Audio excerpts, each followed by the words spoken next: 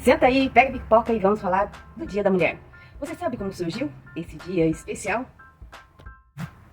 O Dia da Mulher surgiu lá em 1909 e foi pela luta feminina por respeito e oportunidades iguais. E antes que você pergunte, foi pautas socialistas que incluem o feminismo. Sim. Podemos dizer que tudo começou no dia 28 de fevereiro de 1909. Lá nos Estados Unidos, quando as mulheres saíram às ruas para marchar por seus direitos. Na época, havia muitas denúncias de má condições de trabalho em fábricas, formadas essencialmente por mulheres. Os únicos que tinham as melhores condições aparentes eram os homens, que estavam sempre na chefia. A notícia de uma grande manifestação chegou aos ouvidos das mulheres nos outros países. E no mês seguinte, as francesas também organizaram uma passeata em Paris e uniram-se ao movimento socialista, que buscava direitos igualitários. E em 1911, algumas mulheres que faziam parte do movimento feminista americano decidiram que naquele ano as manifestações relembrariam o fato ocorrido no dia 25 de março do mesmo ano, quando um incêndio na fábrica têxtil Triangle Shirt West matou 123 trabalhadoras que viviam em condições precárias. A empresa ocupava os 3 últimos andares do prédio Ash, em Nova York. O edifício tinha 10 andares no total, e a maioria eram das tecelãs. Operavam máquinas de costura, ficava no 9º andar. Os equipamentos não tinham nenhum mínimo de segurança, assim como o prédio. As mulheres imigrantes, em sua maioria, trabalhavam 14 horas por dia, e não tinham direito à licença maternidade, por exemplo. A tragédia surgiu como um terrível alerta para que outras mulheres trabalhadoras abrissem os olhos, que não fossem mais submissas. Muita gente defende que essa homenagem ocorreu às vítimas do incêndio. Tinha sido a primeira homenagem oficial no Dia das Mulheres. Outras pessoas consideram que a passeata que aconteceu 2 anos antes, como citado antes, tinha sido o estopim para a tradição. O fato é que esses 2 eventos próximos inspiraram outras celebrações femininas ao redor do mundo.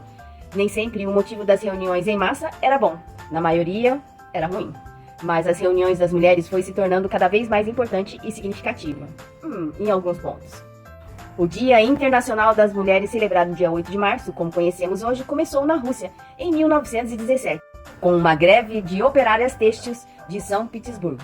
O evento foi o estopim para a Revolução Russa, que ocorreu na sequência.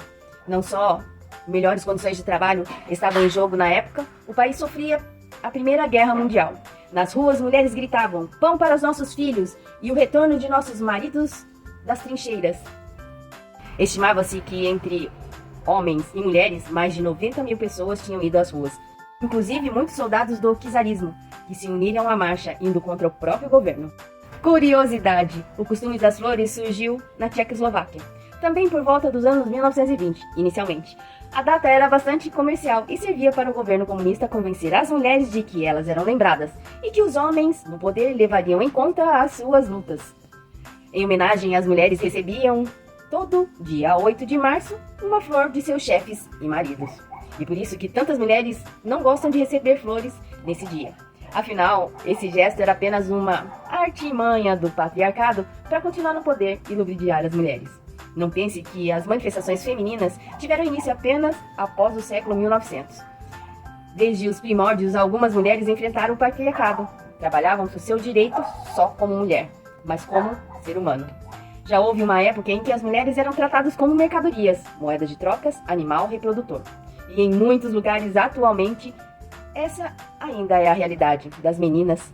Muitas vezes encontram no movimento feminista um respiro para ir além, lutarem contra a cultura machista, estagnada por anos e anos, e se tornarem netas das bruxas que vocês não conseguiram queimar. Os tempos eram outros, 100 anos atrás. A situação era muito precária para a condição da mulher. Mas realmente existe países ainda que veem a mulher como moeda de troca. Mas graças a Deus, o nosso país não é um deles. Não posso deixar de comentar que esse post foi feito em 2020 pela revista Capricho. E ela tem uma visão bem socialista e feminista.